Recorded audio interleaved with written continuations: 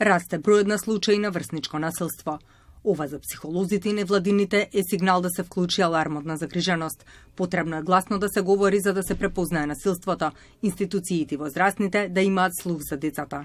Тие се охрабрени, ја имаат информацијата, но ми се чини дека недостасуваат некои други алки во тој синџир на справување со насилството.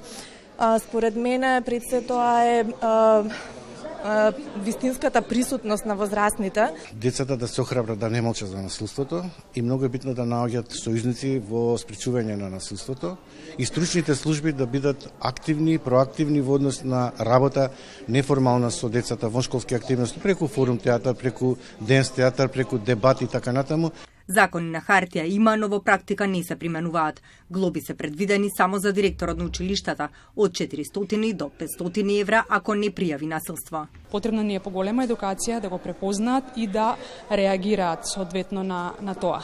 Така што со донесување на новиот закон за средно образование, со многу повеќе вакви обуки и проекти, се надевам дека ќе се зголеми бројот на пријави. Имаме направено полиси бриф кој ќе даде дополнителни насоки кон новиот закон за средно образование, што би требало да биде внетнато како членови или подзаконски акти во однос на препознавање, превенција и справување со врсничкото насилство помеѓу учениците.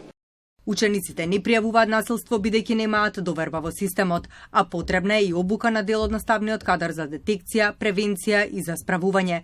Министерството за образование минатата година отвори службена адреса на електронска пошта за пријавување врсничко насилство.